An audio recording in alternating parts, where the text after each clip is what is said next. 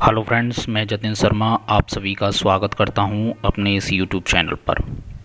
Friends, आज हम polity को बिल्कुल बेसिक से स्टार्ट से समझने वाले हैं और एक सब्जेक्ट की तरह हम पॉलिटी को नहीं पढ़ेंगे। हम उसे बिल्कुल प्रैक्टिकल तरीके से पढ़ेंगे, जिससे कि हमारी जो चीज़ें हैं वो एक हमारी जो मेमोरी है उसमें लॉन्ग टर्म तक चीज़ें पड़ी रहें। ऐसा नहीं है कि हम केवल उसको पढ़ेंगे, हम उसे समझेंगे कि वाकई, और उसे उस तरीके से देखेंगे जिस तरीके से वो चीज़ें हुई हैं। तो सबसे पहले जब हम पॉलिटी को स्टार्ट करते हैं तो देखो, पॉलिटी में संविधान, उसका मतलब उसमें संविधान को पढ़ना होता है कि संविधान एक किताब है, उसमें क्या क्या चीज़ें लिखी हैं, किस तरीके से अप्लाई होती हैं। हम उसे समझने से पहले एक चीज़ देखेंगे यहाँ पे। उस चीज़ को जब समझेंगे कि इससे पहले जब संविधान जो बना, किस तरीके से हमारे जो देशवासी थे, हमारे जो देश के जो क्रांतिकारी थे, उन्होंने किस तरीके से स्ट्रगल किया, तब जाके हमें जो है संविधान हमारा बना और उस संविधान के अकॉर्डिंग हमारा पूरा देश जो है वो चलता है। तो पहले हम उसे समझेंगे कि इसकी जो रूपरेखा थी, इसके जो पीछे बैकग्राउंड था वो क्या था। देखो फ्रेंड्स, हमारा जो भारत देश था, जब हमारे ये भारत देश में लोग, आप वो चीज़ें हिस्ट्री में पढ़ेंगे, जब डिटेल में हम पढ़ाएंगे, लेकिन किस लिए यहाँ पर लोग आए। सबसे पहले आपने देखा कि पुर्तगाल का वास्को डी गामा आया था सन 1498 ईस्वी में। किसके उद्देश्य से आया था? उसने देखा था कि यहाँ पे व्यापार करने के लिए सबसे बेस्ट तरीका है, यहाँ मुझे बहुत ज़्यादा प्रॉफिट हो सकता है। उसने ये चीज़ें देख ली थी, उसने ये चीज़ें नोटिस कर ली थी कि भारत में व्यापार करना सबसे अच्छा है, सबसे ज़्यादा मुनाफा यहाँ हो सकता है। फ्रेंड्स, जब कोई भी चीज़ धीरे धीरे जब प्रोग्रेस होती है किसी व्यक्ति की, तो और भी लोग देखने लगते हैं कि वाकई यार वो लोग जो आ रहे हैं, जैसे पुर्तगाली धीरे धीरे बढ़ने लगे, जब व्यापार वो करते थे तो यहाँ से और लोगों को पता चला कि यार वाकई भारत नाम का कोई देश है, या भारत जहाँ पे आपने देखा होगा काली मिर्च का भी बहुत अच्छा व्यापार हुआ करता था यहाँ पे उस टाइम। तो अंग्रेज़ों को जब ये पता चली, तो अंग्रेज़ों में एक जो मर्चेंट एडवेंचर व्यापारियों का एक समूह था, पूरा जो व्यापारियों का वो समूह था उसको पता चला। तो उन्होंने सोचा कि क्या हम भी ऐसा कर सकते हैं कि हम भी वहाँ पर जाएं और वहाँ जाकर हम भी व्यापार करें। तो फ्रेंड्स, उसने भी जब ये सोचा, तो देखो आज भी जिस तरीके से हम जब कहीं दूसरे देश में जाते हैं तो हमें अपने देश में पासपोर्ट बनवाना पड़ता है और वहाँ से फिर वीज़ा बनवाना पड़ता है, तो ऐसे ही पहले भी था। वो जो एडवेंचर जो समूह था, व्यापारियों का समूह था, जो मर्चेंट एडवेंचर व्यापारियों का जो समूह था, वो ऐसे ही भारत देश में व्यापार करने के लिए नहीं पहुंच जाएगा। उससे पहले उसका एक एग्रीमेंट लेना पड़ेगा, उसकी एक परमिशन लेनी पड़ेगी। किससे? अपनी जो महारानी उस समय वहाँ थी, एलिजाबेथ से। जब महारानी एलिजाबेथ उनको परमिशन देंगी तभी तो वो व्यापार करने जाएंगे। तो जो व्यापारियों का समूह था, जो मर्चेंट जो एडवेंचर जो व्यापारियों का समूह था, वो अपनी महारानी एलिजाबेथ के पास गए। अब जब महारानी एलिजाबेथ के पास गए तो उन्होंने पूरी जो वहाँ की कंडीशन थी वो बताई कि महारानी, हमें वहाँ व्यापार करना है और हमें ऐसा लगता है कि वहाँ व्यापार करने से काफ़ी मुनाफा भी होगा। जो महारानी एलिजाबेथ थी उन्होंने कहा कि ठीक है, कोई दिक्कत नहीं है, लेकिन एक बात बताओ, कोई भी चीज़ आप स्टार्ट करने जा रहे हो, तो ये देखा होगा आपने, कोई भी किसी भी चीज़ का हम व्यापार करते हैं, कोई चीज़ हम खरीदते हैं, तो हर चीज़ की एक ब्रांड होती है, उस ब्रांड का एक नाम होता है। तो वो बोले अगर तुम व्यापार करने जा रहे हो तो आपका कोई एक ऐसा नाम होना चाहिए जिस तरीके से आप उसको व्यापार कर सको। जैसे आपने देखा कि एक दूध मिल्क जो आता है उसमें अमूल करके नाम आता है, मतलब सभी का अलग अलग नाम से हर चीज़ की जो प्रोडक्ट होते हैं उनका व्यापार होता है, उस नाम से जाने जाते हैं। तो बोले कि भाई पहले आपको कोई ना कोई अपना एक नाम रखना पड़ेगा जिसके माध्यम से आप जाने जाओगे। तो 1599 ईस्वी में तब जो मर्चेंट जो एडवेंचर जो समूह था उसने 1599 ईस्वी में एक नाम रखा अपना, वो था ईस्ट इंडिया कंपनी। आपने सुना होगा बहुत, ईस्ट इंडिया कंपनी, हिस्ट्री में जब पढ़ते हो आप east India company, east India company. तो ये 1599 की बात है कि इनका जो नाम रखा गया था वो क्या रखा गया था? East India company. जब ये भारत में व्यापार करने जाएगी तो किस नाम से जानी जाएगी? East India company. कितना मुनाफा हुआ? किसको मुनाफा हुआ? ईस्ट इंडिया कंपनी को। किस चीज़ का व्यापार कर रही है, क्या ले जा रही है, क्या प्रॉफिट है, क्या है, मतलब कोई भी चीज़ होगी। आप भी हो गए तो आप भी कहीं जाते होगे तो आप अपने नाम से जाने जाते हो, आप अपने नाम से पहचाने जाते हो। तो यही सलाह दी थी एलिजाबेथ ने कि पहले आप अपना एक नाम रखें जिससे आप जाने जाओगे। तो महारानी जो एलिजाबेथ थी उन्होंने व्यापार करने के लिए इन्हें 1600 ईस्वी में एक चार्टर दिया था। आप जैसा देख पा रहे हो स्क्रीन में कि जो एलिजाबेथ हैं वो मर्चेंट जो एडवेंचर व्यापारियों के समूह का एक जो हेड है उसको वो चार्टर दे रही हैं। और वो चार्टर में क्या लिखा हुआ था कि 15 वर्ष तक आप वहाँ पर व्यापार कर सकते हो। उसमें एक टाइम पीरियड दे दिया था कि आप जो है 15 वर्ष तक आप कर सकते हो। एक सीमित टाइम दे दिया उनको एक कि इतने टाइम तक आप व्यापार कर सकते हैं। अब क्या था, बोले ठीक है कोई बात नहीं है। अच्छी तरीके से वहाँ पर जब ये व्यापार करने गए तो ये ईस्ट इंडिया कंपनी के नाम से जाने गए। फ्रेंड्स मैं एक बात बताऊँ कि जब कोई इंसान किसी से मिलता है, जानता है, समझता है, जब उसके साथ रहता है तो उनकी चीज़ों को नोटिस करना स्टार्ट भी कर देता है और उसको पता भी चल जाती है कि सामने वाले की थिंकिंग क्या है। जब तक आप किसी से मिलते नहीं हो, आप उससे बात नहीं करते हो तो आपको उसकी थिंकिंग नहीं पता चलती है। लेकिन जब उसके साथ रहते हो, उसके साथ व्यापार करने लग जाओगे या कोई ऐसी एक्टिविटीज़ होंगी कि जो आप उसके साथ कनेक्ट कर पा रहे हो तो आप समझने लगते हो कि सामने वाले की थिंकिंग किस तरीके से है। उसी तरीके से फ्रेंड्स यहाँ पे इन्होंने क्या किया कि ये भारतीय जो लोग थे उनकी थिंकिंग को समझने लगे। और आपको पता है कि भारतीय लोगों की थिंकिंग कैसी थी। उनको पता चल रहा था कि थोड़ी थोड़ी बात में ये अपने लोगों को ही सुनाने लग जाते हैं। थोड़ी थोड़ी चीज़ में ये जो आपको एक हिस्ट्री में आप पढ़ोगे फूट डालो राज करो, तो वो यहीं से इन्होंने चीज़ सीखी थी। हमारे भारतीय लोगों की थिंकिंग को ही सोच के थिंकिंग को देख कर इन्होंने ये बोला था कि भारतीय लोग ऐसे हैं कि फूट डालो और राज करो, इनमें फूट डाल दें। तो इन्होंने बहुत कुछ 15 साल में भारतीय लोगों को जान लिया था, समझ लिया था। तो उनको पता चल गया था कि यहाँ व्यापार ही नहीं, यहाँ कुछ और भी हो सकता है। ये भारत देश अपना हो सकता है। ये जो व्यापारियों का समूह आया था इसी ने तभी नोटिस कर लिया था कि यहाँ पर व्यापार ही करना नहीं, हम इसको और कुछ भी कहाँ से ले सकते हैं, पूरे भारत देश को गुलाम बना सकते हैं। क्योंकि इन्होंने पूरी अच्छी तरीके से नोटिस कर लिया था। तो ये बोले भाई हमारा जो टाइम पीरियड है वो यहाँ पर एंड होने वाला है, 15 साल होने वाले हैं, हमें यहाँ लाइफ टाइम के लिए होना चाहिए। लेकिन इनको कहीं ना कहीं ये था कि एलिजाबेथ जो है हमें परमिशन देंगी कि नहीं देंगी।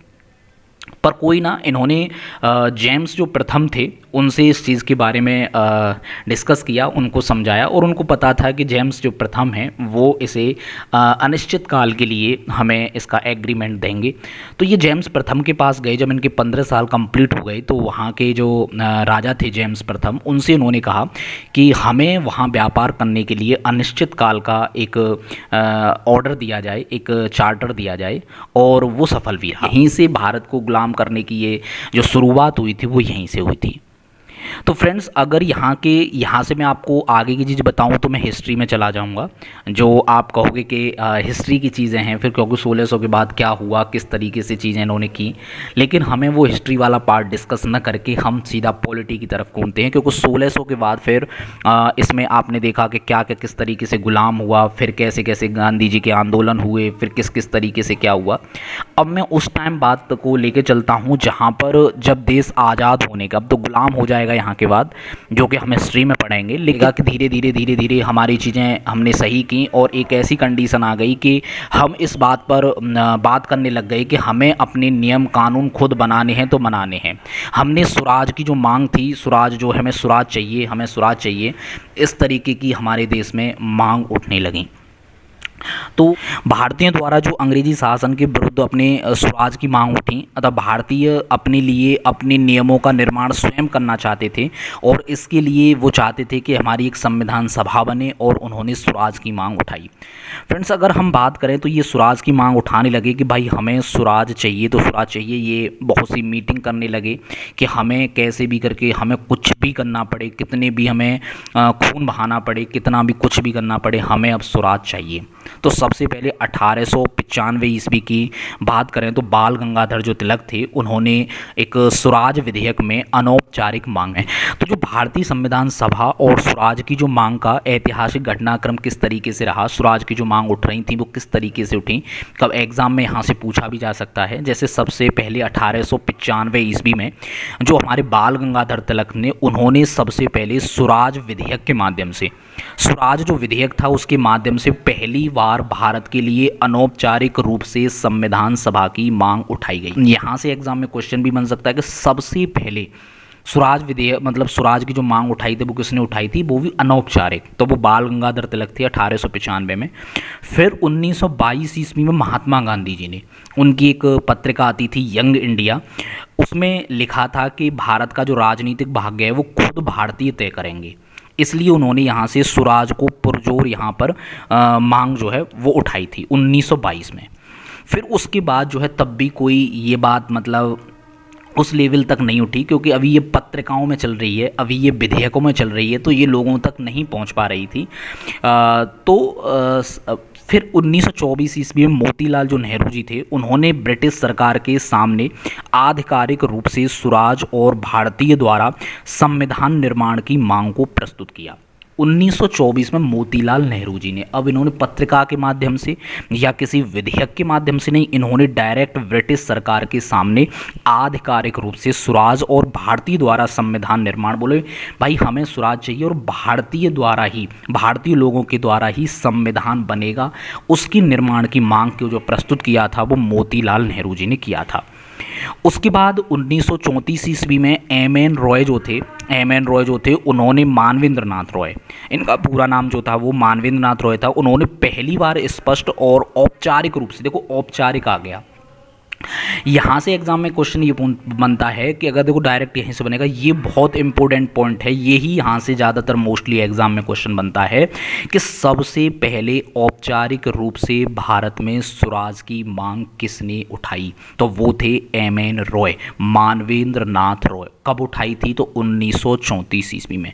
फ्रेंड्स ये लिखा हुआ है कि मानवेंद्र नाथ रॉय ने पहली बार स्पष्ट और औपचारिक रूप से भारत के लिए एक स्वतंत्र संविधान सभा का विचार दिया। और जब 1935 में फिर क्या हुआ, देखो अभी भी कोई नहीं सुनने के लिए राजी है। आप देख रहे हो कितनी तरीके से स्वराज की मांग उठ रही है, कभी किसी के माध्यम से, कभी किसी के माध्यम से, लेकिन कोई सुनने के लिए रेडी नहीं है।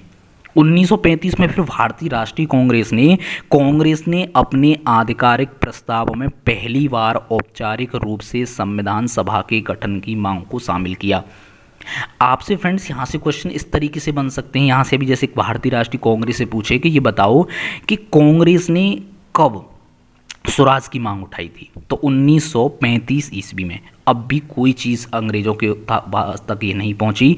फिर 1938 ईस्वी में पंडित जवाहरलाल नेहरू ने कांग्रेस की ओर से घोषणा की कि स्वतंत्र भारत का संविधान बिना किसी बाहरी हस्तक्षेप के वयस्क मताधिकार के आधार पर चुनी गई संविधान सभा द्वारा बना जाएगा। मतलब ये अपनी अपनी बात रख रहे थे, लेकिन अभी तक इनके पास कोई ऐसा स्टेटमेंट नहीं आ रहा था कि जहां इनकी बात सुनी जा रही हो। फ्रेंड्स फिर क्या हुआ कि सन 1940 ईस्वी में, अब देखो क्या हुआ कि यहाँ पे जो है चुनाव होते थे और दो ही पार्टी थी ब्रिटेन में, दो ही पार्टी थी, एक तो थी कंजर्वेटिव पार्टी और एक थी आपकी लेबर पार्टी, दो ही यहाँ पार्टी थी। और 1938 ईस्वी में अगर यहाँ पे देखा जाए तो 1938 में पंडित जवाहरलाल नेहरू ने जो औपचारिक मांग उठाई थी, तो 1940 ईस्वी में अंग्रेजों ने भारतीयों की संविधान सभा की मांग को स्वीकार कर लिया। फाइनली संविधान सभा की मांग को स्वीकार कब किया गया, 1940 ईस्वी में। 1940 में स्वीकार किया गया, लेकिन उन्होंने एक शर्त रख दी थी। शर्त क्या रखी कि देखो हमारा जो द्वितीय विश्व युद्ध है उसमें उसके बाद, द्वितीय विश्व युद्ध के बाद आप संविधान सभा, हम आपका इसके जो प्रस्ताव है उस पर आप अपना काम करना स्टार्ट कर देना। हम संविधान सभा स्वराज जैसा आप चाहते हो, जैसा आप कह रहे हो उस चीज़ को करेंगे, लेकिन द्वितीय विश्व युद्ध के बाद। लेकिन पता है कि गांधी जी को पता था कि ये झूठे लोग हैं, ये क्योंकि उनका कहना ये था कि आप हमारा द्वितीय जो विश्व युद्ध है उसमें हमारा साथ दो, हमारी तरफ से लड़ो, और हम फिर उसके बाद इसका रिजल्ट, आपने हिस्ट्री में पढ़ा भी होगा कि इन्होंने कई बार ऐसे झूठ बोले हैं कि इन्होंने भारतीय द्वारा बहुत से काम करा लिए और बाद में उस चीज़ को उन्होंने किया भी नहीं। तो गांधी जी को बहुत अच्छे से पता था कि ये वो लोग नहीं हैं, तो गांधी जी ने क्लियर मना कर दिया कि नहीं, हमारा कोई कैसा भी इसमें हमारा इंटरफेयर या हम इसमें शामिल नहीं होंगे। ये आपका लड़ाई है, आप इसमें कीजिए, हम इसमें शामिल नहीं होंगे। हमें स्वराज की मांग है तो हम इसको लेकर ही रहेंगे। तो जब इनकी जो बात हुई थी लेबर पार्टी के आपके जो क्लीमेंट एटली थे, क्योंकि दो पार्टी थी वहाँ पे, तो लेबर पार्टी की ओर से क्लीमेंट एटली चुनाव लड़ रहे थे और इधर जो है आपके जो कंजर्वेटिव पार्टी से ब्रिटेन में, क्योंकि चुनाव आ गए थे, ब्रिटेन में चुनाव आ गए थे, तो क्लीमेंट एटली थे आपके जो लेबर पार्टी की तरफ से, और कंजर्वेटिव पार्टी की तरफ से विंस्टन चर्चिल थे। तो ये विंस्टन चर्चिल जो थे हर बार यहाँ पे जीत जाते थे, इन्हीं का बोलबाला था। तो इन्होंने बोला कि इनसे तो कोई बात बनेगी नहीं, तो इन्होंने अपना लेबर पार्टी के जो क्लीमेंट एटली थे उनसे बात की गांधी जी ने कहा कि भाई देखो, ऐसा है कि हम तुम्हारा पूरा सहयोग करेंगे, जब इलेक्शन होंगे तो हम तुम्हारा पूरा सहयोग करेंगे, हर तरीके से करेंगे, लेकिन उसका आपको हमें एक एग्रीमेंट देना पड़ेगा कि आप जो हम मांग कर रहे हैं स्वराज की मांग, और हम अपना जो संविधान सभा बनाने भारतीयों के द्वारा, वो आपको कराना होगा। तो जो लेबर पार्टी का जो क्लीमेंट एटली था उसने बोला ठीक है, मैं इस चीज़ के लिए आपको एग्रीमेंट दे सकता हूँ, इस चीज़ के लिए मैं तैयार हूँ, आप लेकिन मैं जीतना चाहूँ, मैं जीतता हूँ, तो मैं इस चीज़ के लिए आपके लिए हर तरीके से तैयार हूँ। तो गांधी जी ने ऐसा ही किया और ऐसा हुआ भी कि 1945 में 1945 में जब ब्रिटेन में चुनाव हुआ, जिसमें लेबर पार्टी की जो सरकार बन गई, जो क्लीमेंट एटली जो थे वो ब्रिटेन के पीएम बन गए, और जो कंजर्वेटिव पार्टी थी वो चुनाव हार गई, जो कि विंस्टन चर्चिल था उसको क्या कर दिया, हरा दिया। अब ऐसा हो गया तो अब गांधी जी बोले कि भाई क्लीमेंट एटली से बोले कि आप अब देखो चुनाव भी हो गया, आप जीत भी गए, और आप जीतने के बाद आप पीएम भी बन गए।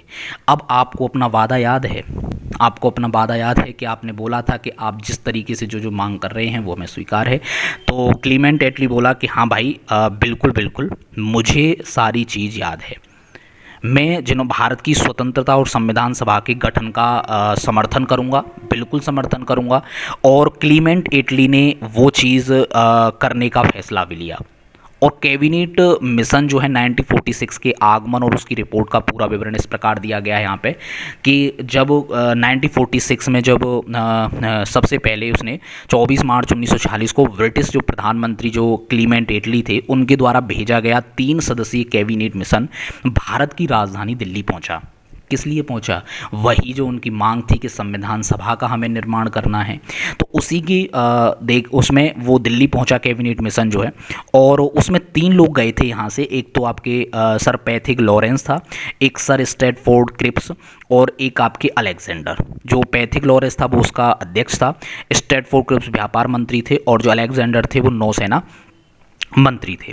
ठीक है, ये 3 लोगों ने ये कैबिनेट मिशन में ये शामिल हुए, और कैबिनेट मिशन में इन्होंने फिर उन्होंने देखा कि संविधान सभा का किस तरीके से, इन्होंने अपनी जो रिपोर्ट थी वहाँ जाके इन्होंने जो है अपनी रिपोर्ट 16 मई सन 1946 को अपनी रिपोर्ट को प्रस्तुत किया। तो कैबिनेट मिशन ने भारत के जो राजनीतिक गतिरोध को दूर करने के लिए अपनी ऐतिहासिक जो रिपोर्ट थी उसको पेश किया, और संविधान सभा के गठन मतलब रिपोर्ट के तहत भारत के लिए एक लोकतांत्रिक संविधान सभा बनाने का प्रस्ताव दिया। इन्होंने दे दिया कि ठीक है भाई, आप संविधान सभा का निर्माण कर सकते हो जिसके सदस्य प्रांतीय विधानसभाओं द्वारा चुने जाएंगे। इसका पूरा हम बताएंगे कि किस तरीके से संविधान सभा में लोगों को चुना गया, किस तरीके से इनका क्या था, अंतरिम सरकार की स्थापना कैसे हुई। अभी हम इसे अगली, क्योंकि यहाँ तक आपको एक जो पीछे का जो बैकग्राउंड था वो मैंने आपको समझाने की कोशिश की है कि अंग्रेज़ों का जो भारत में किस तरीके से एंट्री हुई, किस चीज़ को लेकर एंट्री हुई थी, उनके मन में फिर किस तरीके से थिंकिंग को देखकर अपना जो प्लान था वो चेंज हुआ, और जब चेंज हुआ तो कैसे हमारा देश जो है वो गुलाम हुआ, और जब गुलाम हुआ तो किस तरीके से फिर धीरे धीरे हम उस राह तक पहुँचे 1600 के बाद, जिस राह तक पहुँचे जब हमारा देश आज़ाद होने की उस कंडीशन में आया। तो जो अंग्रेज़ों के नियम कानून थे उनसे हम इतने परेशान हो चुके थे, तो कि हमने स्वराज की मांग की, और संविधान सभा को भारतीयों द्वारा बनाए जाने के लिए उनसे हमने बोला। किस तरीके से हमारी चीज़ों को नहीं सुना गया, हमने किस किस तरीके से पत्रिका के माध्यम से और विधेयक के माध्यम से उनके सामने प्रस्तुत होकर हर तरीके से उनके सामने इस चीज़ को रखा, लेकिन कोई भी किसी तरीके से बात नहीं। लेकिन ऐसे ही उसमें द्वितीय विश्व युद्ध छिड़ गया, जहाँ एक मौका मिल गया और जहाँ विंस्टन चर्चिल जो था कंजर्वेटिव पार्टी का था, वो वहाँ स्ट्रॉन्ग बना के रखा था। तो हमने देखा कि ये हमारी बात नहीं सुनेगा, तो हमने जो लेबर पार्टी का जो उम्मीदवार था, जो आपके क्लीमेंट एटली था, उससे बात की और उस तरीके से चीज़ों को हमने उसके सामने प्रस्तुत किया कि भाई अगर आप हम तुम्हारा साथ देंगे तो आपको भी हमारा साथ देना पड़ेगा। और ऐसा ही हुआ जब 1945 में ब्रिटेन में जब चुनाव हुए तो हमने उसका सहयोग करके उसको जिता दिया। और जब वो जीत गया तो वो भी अपनी बात से नहीं मुकरा, तो उसने सबसे पहले कैबिनेट मिशन भेजा। कैबिनेट मिशन ने उसने 3 लोगों को भेजा, उन्होंने वहाँ चीज़ें समझी और जानकर अपनी रिपोर्ट भी प्रस्तुत की और बोले कि ठीक है, आप संविधान सभा का निर्माण कर सकते हो। अब जो है, जो मेन जो पॉलिटी है यहाँ से स्टार्ट होगी कि संविधान सभा का जो निर्माण था वो किस तरीके से हुआ, कहाँ से कौन कौन से लोगों का चुनाव हुआ, क्या क्या प्रॉब्लम्स आई, उनको भी हम इसी तरीके से एक स्टोरी के माध्यम से और याद कराने की कोशिश से उनको समझेंगे। तो जो नेक्स्ट वीडियो आएगी वो आपको मैं बताऊंगा, और आप कमेंट करके मुझे ज़रूर बताइएगा क्या मेरी कमी रही जो मैं आपको नहीं समझा सका, या मैं समझा सका तो मैं कैसा समझा सका। आपका जो कमेंट है मैं उसका वेट करूंगा और उसी के अकॉर्डिंग मैं आपके सामने उस दूसरी वीडियो को इम्प्रूवमेंट करके उसको आपके सामने प्रस्तुत करूंगा। तो धन्यवाद फ्रेंड्स, आपने मेरी इस वीडियो को सुना, और आप लाइक, सब्सक्राइब एंड शेयर करना ना भूलें। धन्यवाद।